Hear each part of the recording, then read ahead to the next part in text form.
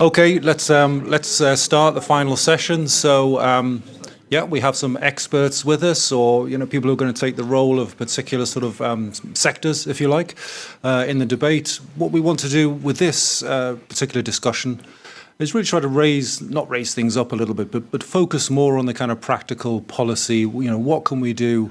What can we do next? What's getting in the way? So we're not going to talk about the presentations and what's been talked about. We're going to move it forward.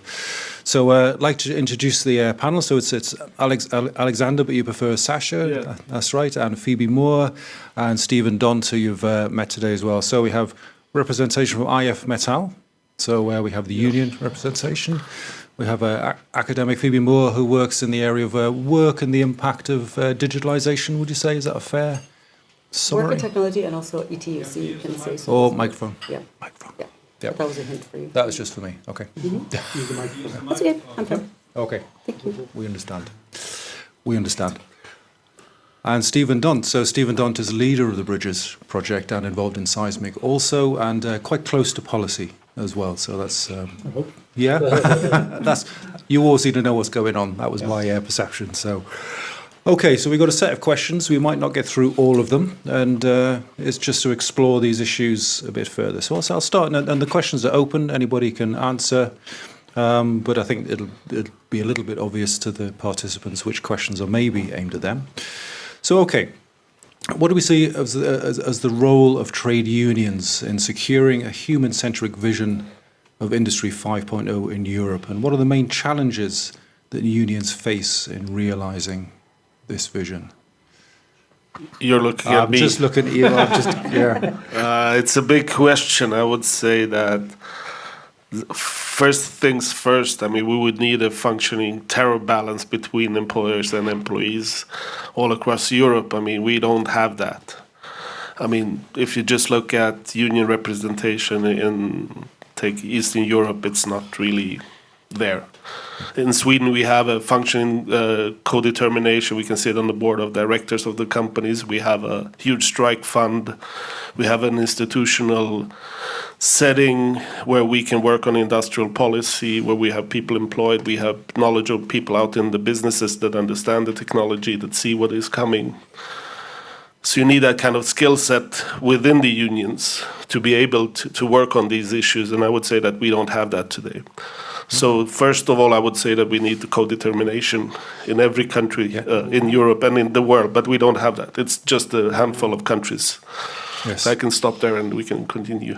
And well-financed. Yeah. You need money. I mean, you need money and resources to really be engaged in these issues. We have local reps that are full-time union representatives that can work on these issues, that can really put their mind and an effort into working on issues like automation. What is good? How does it work? How can it empower our members, and so on.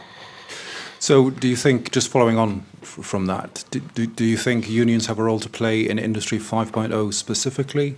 Is that a language you would even use or have used? I just learned about the term last year, so we don't use it. But I don't see how it would be possible without unions. Yes. Because a lonely worker in the workplace that stands at his machine or her machine, what can they do by themselves? I mean, you need that kind of collaborative approach that we heard from Alfa Laval. I was really impressed how they've used this project to really work on empowering people on the shop floor, so that they have the knowledge what is coming, what is expected of them, how they can use this kind of technology, because it isn't obvious. I mean, what an engineer gets in his mind and then tries to, relay out into the shop floor isn't always understandable for a normal person. Yeah, no, indeed. Steve? Can I put a question to Sasha on this, sure. on the trade unions? There is the minimum wage regulation that's been brought out, in which there was an opening to force all the countries to have trade unions and to allow their rights. Have you seen anything happening on that front? Maybe Phoebe, you also know how it is? Phoebe can maybe answer it better than me. We don't like minimum wages in Sweden, we as unions, because we feel that we should have collective bargaining agreements with the company where we set these kind of minimum standards and also other parts of the what work should be and how the relations with the company should work and so on. So we are one of the exceptions in Europe. But in other countries where you don't have union representation, they need minimum wages. So we're in a good setting in Sweden. Yeah. Hello. I'd say, co-determination is the gold standard. And this is something that a union member and union representatives would never disagree with. But it takes, of course, the political dimension in terms of policy making. So we've got two bits of how unions and how workers can be most meaningfully involved. And it will require, of course, on the shop floor, organizing and the kinds of things that happen when there is a union and when you can rely on this. But for co-determination and how these things operate, they're right now and to specifically answer the Industry 5.0 question, which is really what we're doing, is that I think I've noticed three things throughout today whereby we didn't discuss a lot of the aspects which are written into the policy paper that we read to prepare also for today, which has to do with the new approaches of policy making in partnership with business and industry. That's the first one. The second one has to do with vertical and horizontal coherence.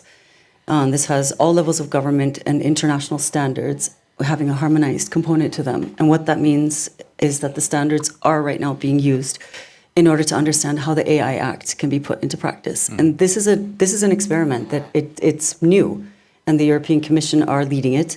And so to have the horizontal and the vertical and to have the kind of cross-sectoral law and bits of these regulations, and not just the standards being developed, but also regulation, where you have meaningful involvement of industry, which is happening, and much more so than before.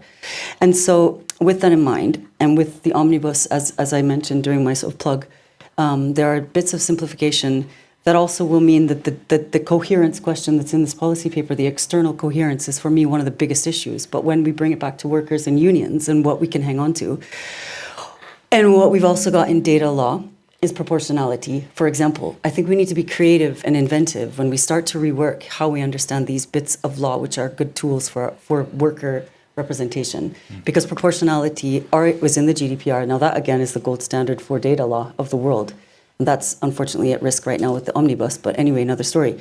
The point with this, and that's where ETUC first came in 2020 to come up with our comment on the industry and the whole vision around 5.0, and to talk through what it means in terms of data, for example, because we all wanted workers to have access to data and to understand what that is and then to mobilize it for rights. But what I want to say in terms of proportionality, and then I'll say something about risk, and then I will not say more right now, but those two are for me the biggest ones we can really hang on to. One, proportionality, because to have a balance of interest across the different groupings within an organization also will matter even before the product is put into the market. So there has to be a proportionality of interests also for how law is written. Okay, so that's the first thing. Second thing is interests being how the technology is put into practice in the organization, how, what kind of discussion happened before procurement even occurred. We have to decide which bit of the technology goes into the organization. And your research has done so much on that.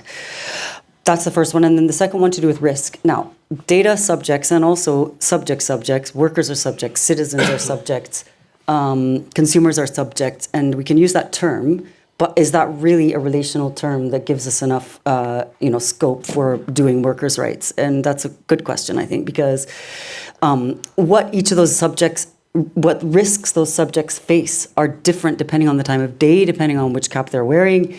And so when we are looking at what happens when you put a technology onto the market, when a company decides to use it and for whatever purpose it decides, what happens even before it gets into the digital single market, and that's where I'll finish. The risk parameters right now are expanding in the way that law is being written, and this is simply a fact, and this is standards, okay? They're not agreed. They've gone to, they went to the final point, to the vote last year, and you'll have all seen this. They've had to parts of the bit for what happens before it goes to the final stage for standards has been stopped because we're not able necessarily to reach the kinds of things called consensus. So to have proportional representation means I think we have to just rethink how policies being written. And I can say more about that, but just to give specifics, I think the two things to look out for with workers in mind and for unions is to rethink very carefully, and co-determination clearly is, again, really, I would absolutely agree with you, it's a really good way of doing it. In that room where there's a works council, for example, worker representation, that we really look at these things and meaningfully agree them. So that's really what I would argue we could do. And that's part of Industry 5.0. Yeah. So, Yeah. so I guess that is one thing we haven't talked about, is the idea that 5.0 should be part of some kind of policy framework. Right, yeah, and that's- standards. it's part of it, yeah. Yeah, absolutely. No, we've not talked about that. We've missed that in a way. Today, oh, right, okay. Yeah. And, Yeah. Happy to keep everyone awake in the afternoon. yeah. Stephen, did you want to come in on that? No, well, the standards will probably come back to later. The only thing. Oh yeah. Oh yeah, we Sorry. kept forgetting that. Yes. So the only thing the question was also on the roles of trade unions and co-determination. So I think I would add just 4 words to it. I think that trade unions are there to motivate workers to think about their rights and those kind of things. They're also there for the guardrails. One of the things that they need to do to be very aware of is that we've had, I think, 20 years of discussion on employee protection legislation that has disappeared at this moment. So, but keep it like that. That's what I would say. Trade unions should also think about the balance, and I'm talking about the balance of generations within organizations. A lot of interest into the membership, and the membership are like me, grey men. White, but there should be balance, because a lot of problems are with younger workers getting onto the labor market. So that's something, and I think there should be a more forceful debate on public policy and how that is shaped, and what is needed to have good public policy. And in that respect, Industry 5.0 can come in. Yeah, absolutely. Okay, let's move away from unions. So, so it's obvious that since COVID, we've seen, perhaps outside of Scandinavia, we've seen an acceleration in monitoring and surveillance, not a decline in it, not a step back from it. This is a question I added in. I do apologise if we've taken you by surprise. So it kind of feels like things are going in the wrong direction when you focus on those things. Is this a sense that we have, that things are, we're talking about 5.0, we're talking about, better regulation, strengthening unions, but it doesn't feel like it's going in that direction in the workplace. Is that a sense? Absolutely. I was talking to Phoebe in the pulse here on the results from the adult survey, adult skills survey, and there the figures are quite clear. Self-organization is a crucial skill for workers, and it has risen over time. Job autonomy and voice of workers has risen over time. So in the adult skills survey has been measured, I think, in 2010, and now in 2023 they've done it again, and they see a rise. So there are a lot of indicators to say that the grip of European workers on their workplace has increased considerably. Okay, right. So that's why I'm also quite confident that our figures on what we call Industry 5.0, whatever the definition it may be, it is quite considerable. And I say that because there is an idea that we're at the starting phase. No, it is fully implemented, and it is a risk if we follow the discussion that we're now having in Antwerp, where they're saying, we have to get rid of Industry 5.0 because it's not there, and we have to. No, it is quite clear that it's a driving force for Europe, and we need to continue on that part. So, in my view, monitoring and those kind of things, of course, it's there, and we need to have development legislation and rules on that. The question is to what degree, and if it is already in the regulation sufficiently. So I think that Phoebe is more specialized on that one than I am. So. Yeah, but Sasha wanted to come in. Monitoring isn't really the problem, I would say. Our members are monitored all the time. You know where they are. They're blue-collar workers. They're at the machine or at the line. So that's nothing new. Of course, you have more advanced surveillance techniques nowadays that you can monitor. The problem is what you do with that data. If it's misused, as we see in other parts of the world, and as industry is growing in Southeast Asia and so on, you can use this data extremely badly, and that's bad management. Right. And unfortunately, we are far away from Industry 5.0 in the world. And there you don't really have labor the trade unions that can negotiate with the company about getting that away. I mean, so it all depends on what you do with it. Unfortunately, you have it also in the US, like the Amazon, some companies like that really misuse this data. So that's the problem, not really the monitoring, which is quite normal within the industry, I would say. I'm just really interested in, I'll just quickly say ahead. the function of the technology, and because of AI and the new innovative technologies that are about to enter the market or entering the market. And this is why I want to kind of back up and look even before the digital single market, before a product is placed. Because the reason for that is that there is now a requirement anyway that there should be within the documentation the function for the technology written. And then there has to be foreseeable use, so the use of the technology and also foreseeable misuse. So we need to kind of think through what those categories can mean for the manufacturer, for the inventors, actually. And a lot of those are in SMEs. I think there's a lot of missing information, and that comes back to the surveillance question, because surveillance becomes a kind of a creepy feeling for a worker once it's too much. And then again, we need to also ask questions about what the parameters of that and the risks that workers face of, invasion of privacy, anxiety, those things, the psychosocial that have been proven time and time again.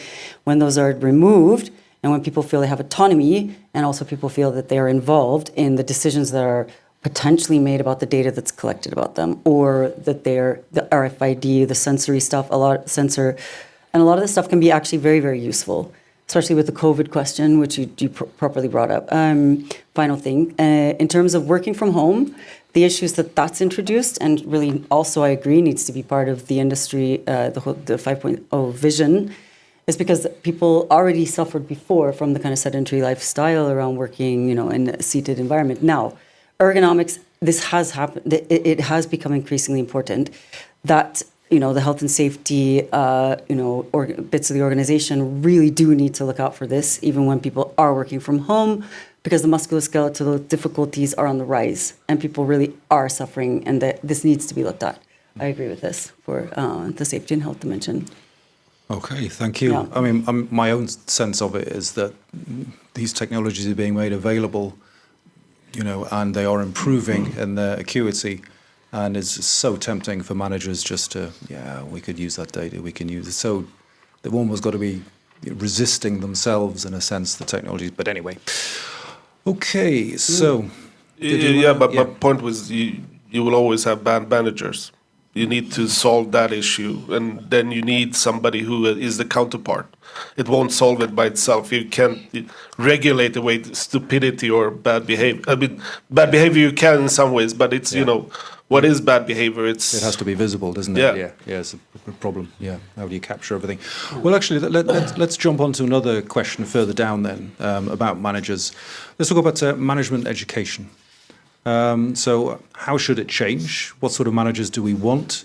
We've found managers which are distant from work, driven by external corporate demands for more productivity, relying on digital systems to manage, rather than visiting the shop floor. So, what can we do in the education sphere to begin to change this? Because in many respects, this all starts with managers. They set the tone for an organization, right? Yeah, but it's not only managers.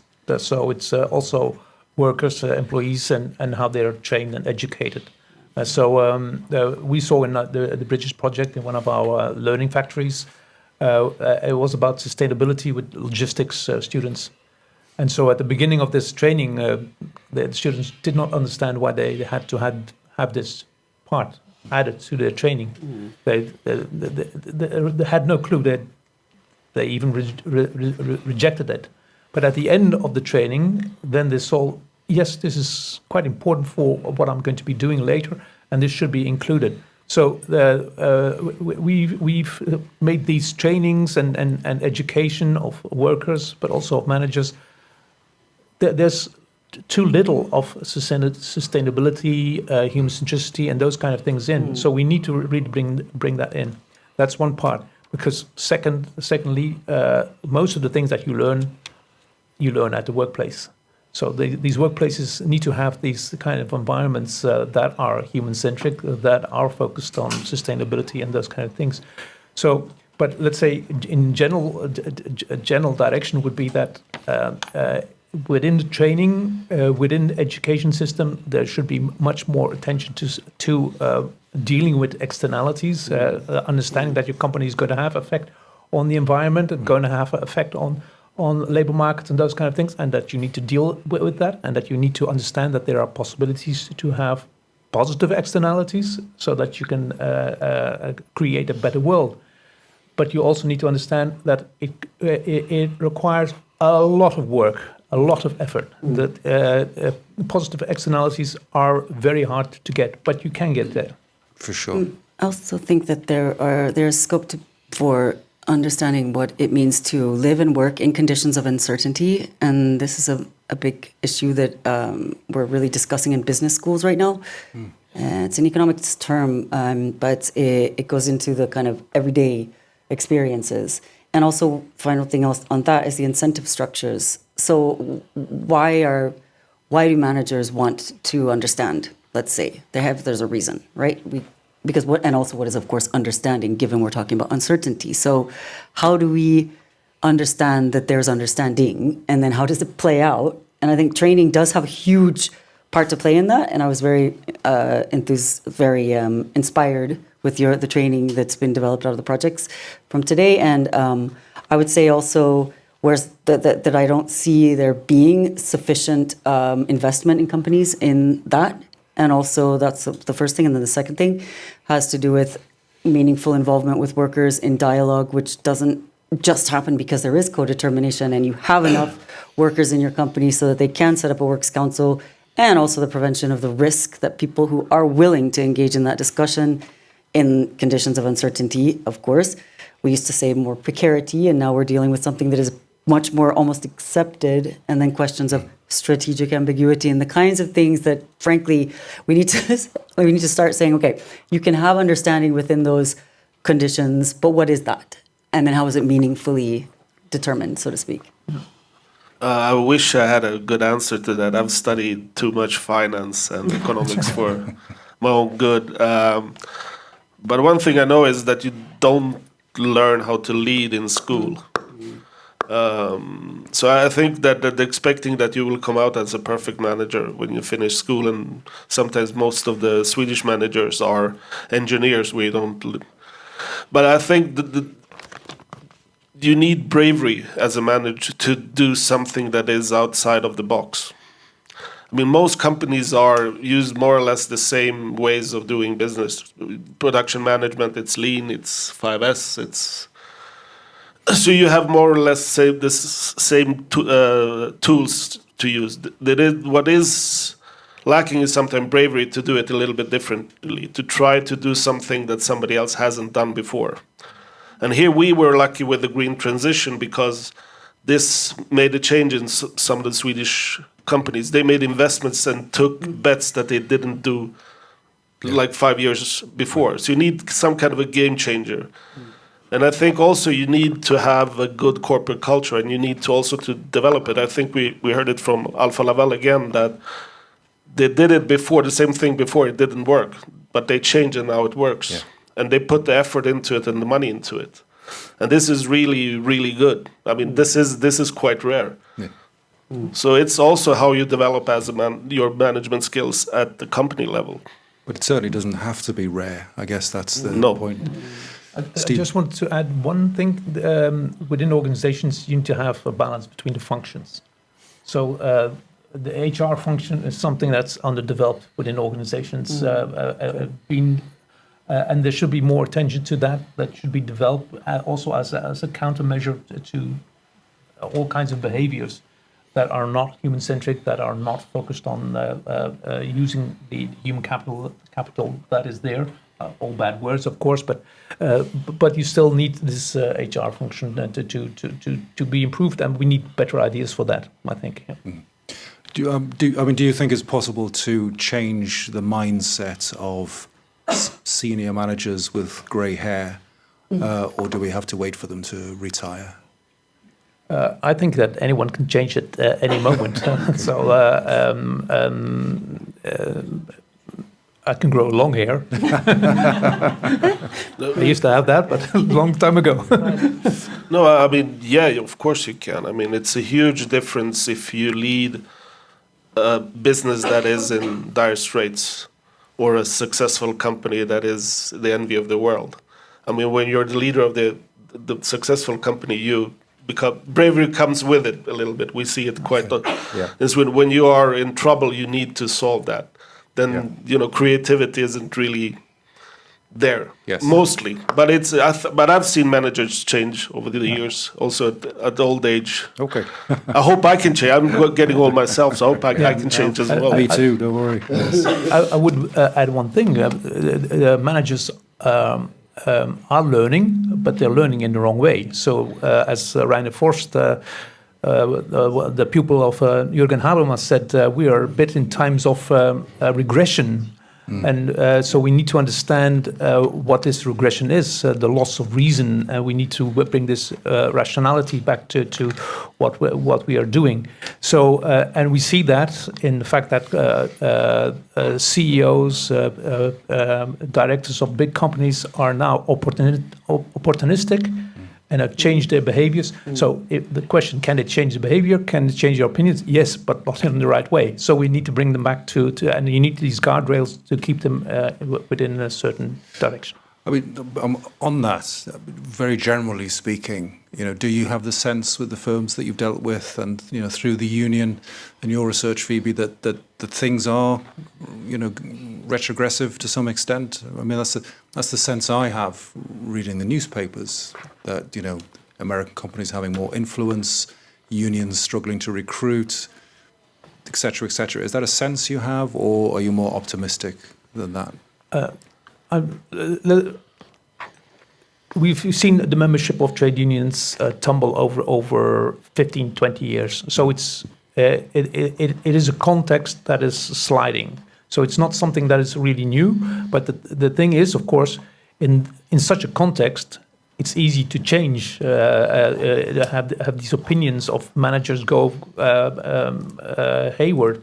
Mainly because there's less countervailing forces within the company settings. So it's something that's been there a long time. It gives opportunity, but at the same time, as I also indicated, there has been this movement where, which you can see in these adult skills survey, where people are self-organizing, where they take on autonomy. And where if you have a voice, you're better off. So we need to really understand somewhat better what's going on. But there are conflicting trends. Yeah. I think this is a really important point and question, in fact, in terms of regression or not. And what I'd like to go back to is to discuss the experiment that is bringing increasing amounts of private law into the public law set of processes, which is what's happening. It's the first time that the European Commission has looked at the harmonized standards as the model for the AI Act to be rolled out.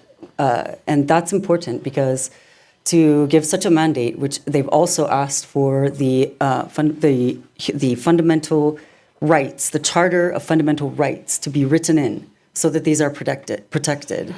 So within that, you have dignity. Within that, you have privacy. So there's a very specific, clear set of guidelines. So why this matters is because in order for there to be these types of standards to finally, after inquiry, so to be put into practice and so on, as the ordinary legislative procedure for regulation happens, then you also have the technical standards.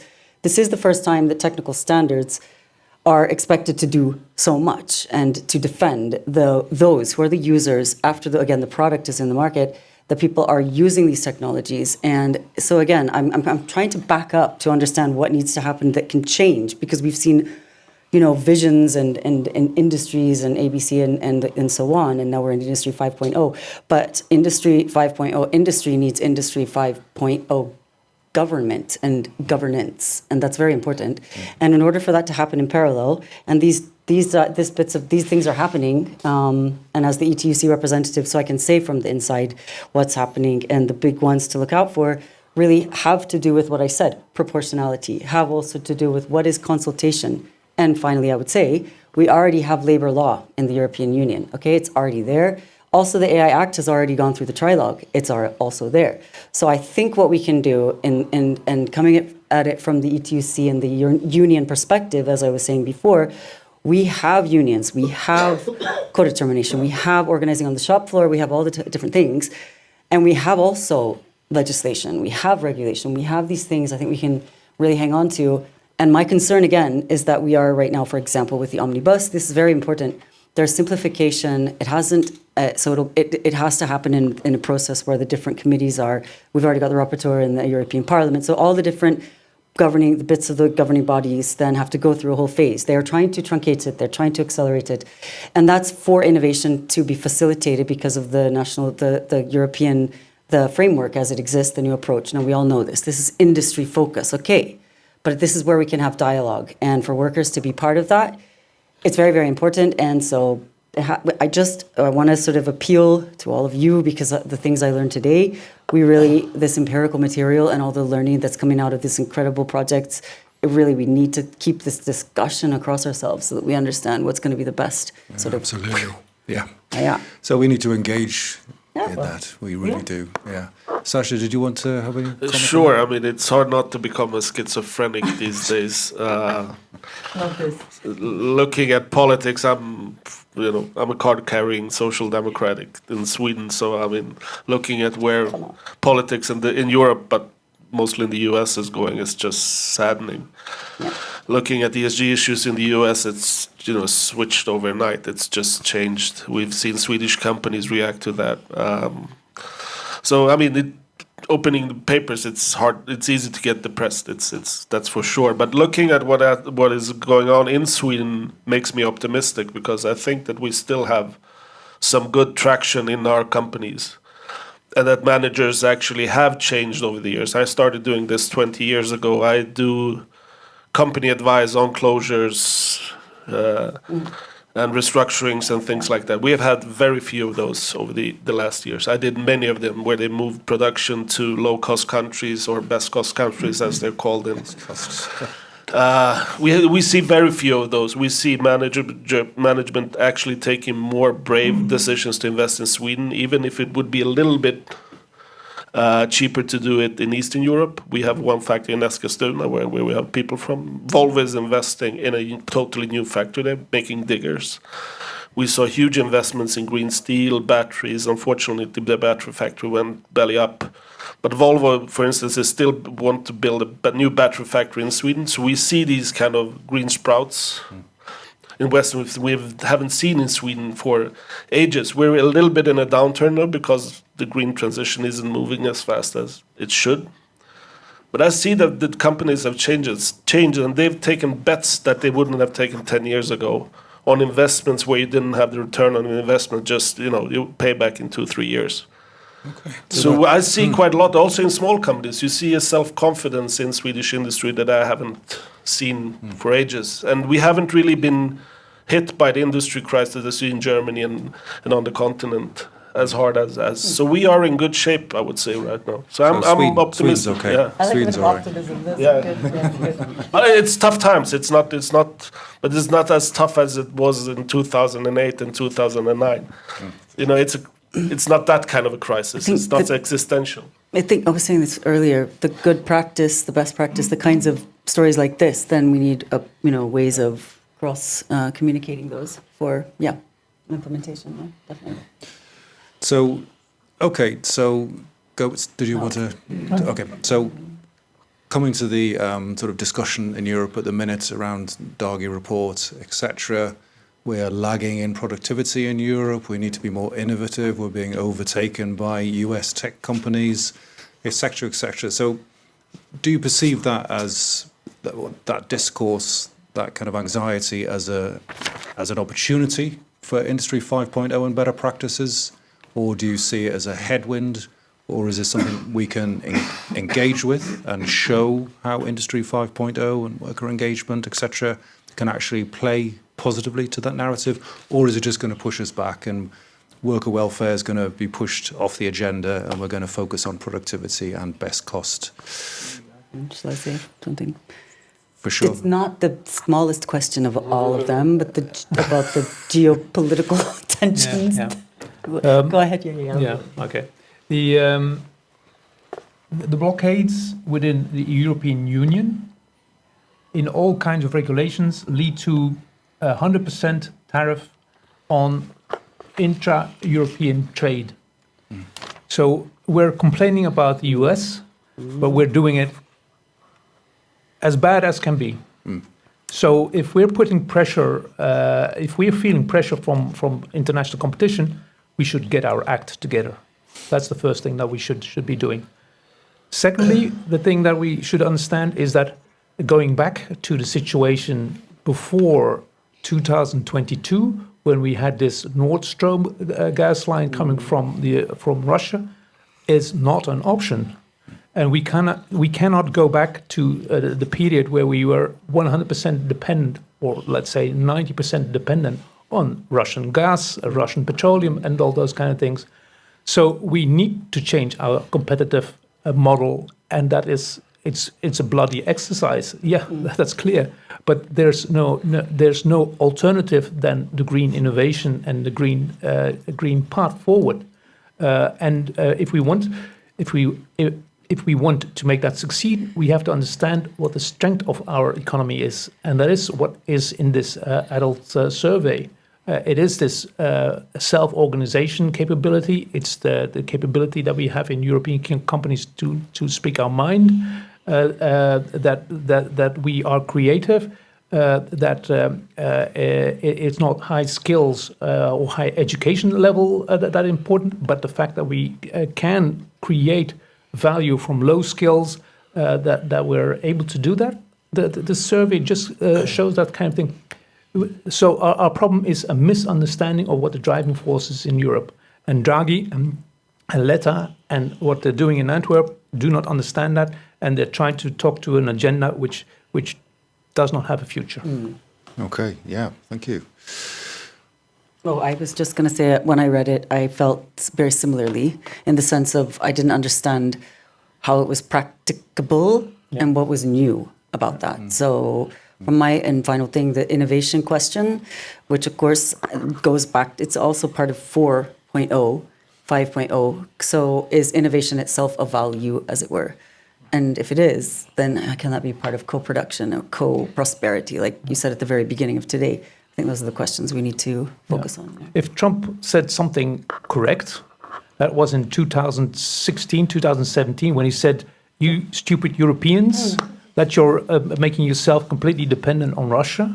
That's your gravest error that you're making. You should immediately stop with that." I think that was correct, and it's still correct for the current situation. But it's going to be complicated because we're not competing in a world depending on these kind of these kind of resources. We don't have them anymore. We need to find others.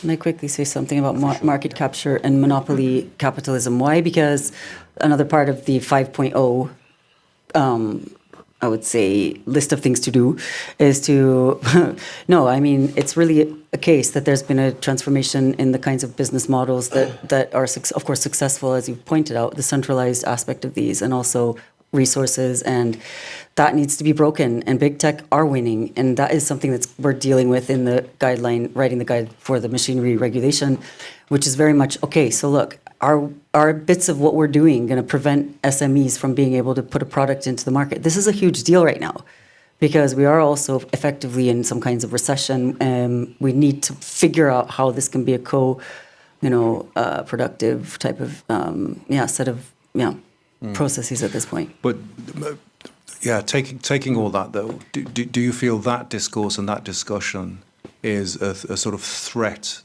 to our discussion about 5.0? Does this sort of discussion push 5.0 off the agenda? Well, if you sit back and you don't do anything, you just wave with your arms, then it's happened. So we really need to pick it up. Yeah. In all our conversations, point out what the driving forces are of our European economy.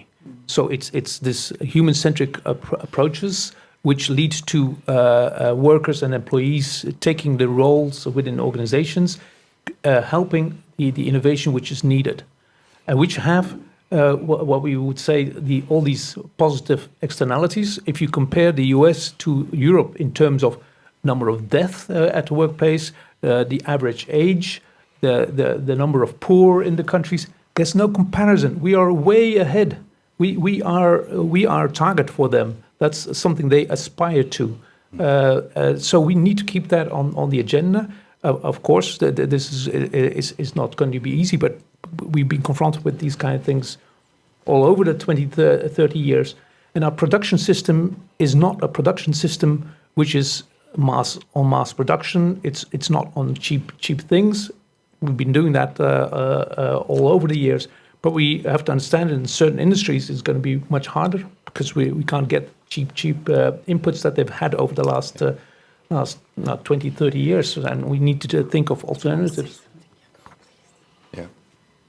Go ahead. I have to admit that I haven't read all of the Draghi report and not the Letta report and the other reports. I don't think many people have. What people are talking about are bullet points. The parts of the Draghi report I read are quite interesting, I would say, regarding energy solutions and things like that. What I see it is as good in it is that it's a call for action in Europe, that things are actually happening. Are the right things happening? Not obvious to me. I mean, the omnibus. I mean, we have some over-regulation in Europe, that's for sure. I mean, that you would need to change. That is good, I think, but parts of it that is really bad that we're changing. But again, if you look, and then we need to look into the nitty-gritty. I mean, if you look at productivity within industry, Sweden is better than the US. I mean, they outcompete us in tech. That's where they have their advantage. And there's a handful of companies that we're talking about. Yeah. And could we catch up there? It will be hard. Should we? I don't know. Yeah. Should we try to catch up with the Chinese in parts of it? Because we lack some self-confidence in Europe right now. That because we're talking about ourselves as a museum, that we are, all of our big companies, we will be outcompeted by somebody else. That's not true. I mean, these companies are fantastic. We have fantastic technology in Europe. We are leading in so many areas. Unfortunately, the big money makers are the tech companies in the US. Yeah, which is not the same as productivity. No, and actually. Which doesn't, and the wealth isn't distributed. I mean, we had a delegation of American unionists in Sweden last week from the UAW. They more or less wanted to move to Europe. So, I mean, is the US such a fantastic place as people are saying? No, and there's not one US as there isn't one Europe. So it's hard to talk about these things in aggregate. I mean, you have to look at the different parts and do your analysis. And there we sometimes lack the necessary, work ethic to really think by ourselves and really do stuff. Quickly, just to say one major difference with the American companies and the different ways that validation has to happen in verification and for products to exist. And then, like you were saying, we're going to see a saturation of bad bits of product, but they're cheaper, etc. Well, guess what?